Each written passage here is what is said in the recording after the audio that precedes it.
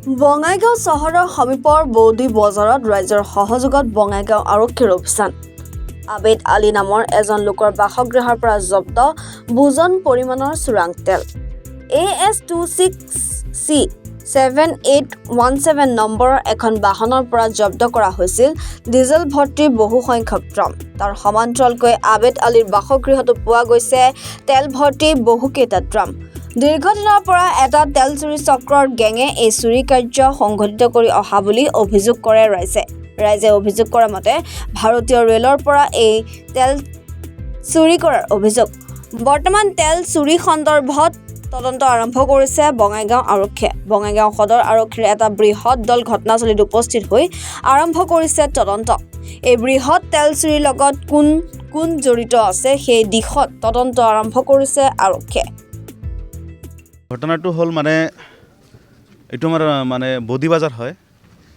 বৌদ্ধি বাজাৰৰ আজিৰ পৰা নহয় বহুত দিনৰ পৰা শুনি আছোঁ ইয়াতে বিভিন্ন ধৰণৰ অবৈধ কাম চলি থাকে। অবৈধ কাম বুলিলে বিভিন্ন বুজায় যেনিবা আমি আজিৰ পৰা নহয় বহু কেইবাৰ আমি এই অবৈধ কামবোৰ ভিডিঅ'ৰ পৰা ধৰিবলৈ চেষ্টা কৰিছোঁ, কিন্তু কেইবাবাৰ খেদিছোঁ, কিন্তু হাতে নাতে পোৱা নাই। আজি ভিডিঅ'ৰ পৰা ডিউটি ওলাই আমি হাতে নাতে ধৰা পৰিছে। এই চাওক ইয়াত এইটো তেল আছে, ডিজেল আছে আৰু এইটো গাড়ী নহয়, ইয়াৰ আগতে আৰু দুটা গাড়ী আছিল। দুটা গাড়ী পলাইছে। গাড়ীৰ লগত আৰু 4-5জন মানুহ আছিল। আমাৰ ইয়াৰ লোকেল মানুহ এজন আছিল আবেদ আলী নাম, আৰু এইটো তেখেতৰ ঘৰ হয়। তেখেতৰ ঘৰতো মাল পূৰা ভৰ্তি আছে, আপোনালোকে যাই চাব পাৰে।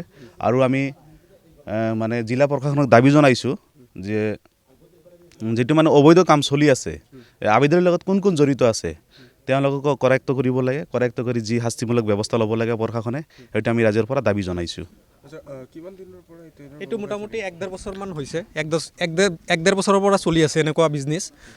আমি বহুত চেষ্টা কৰি আছোঁ, কিন্তু আগতে ধৰিব পৰা নাই। আজি আমি সফল হৈছোঁ। দক্ষিণ ডালিগাঁও আমতলা VTVৰ পৰা আমি চবে মিলি আজি হাতে লাতে ধৰিছিলোঁ। কিন্তু আবেদ আলী নামৰ ল'ৰাজন ইয়াতেই ঘৰ, সি আমাৰ পৰা গুচি গ'ল, তাৰপিছত পলাই গৈছে। তো তাৰ ভিডিঅ' ফুটেজ মোৰ লগত আছে। আৰু ক'ৰ পৰা লৈ আহে কিন্তু আমি নাজানো। এইটো চোৰাই তেল, কিন্তু আমাৰ জানামতে এইটো ৰেলৰ তেল হ'ব লাগে।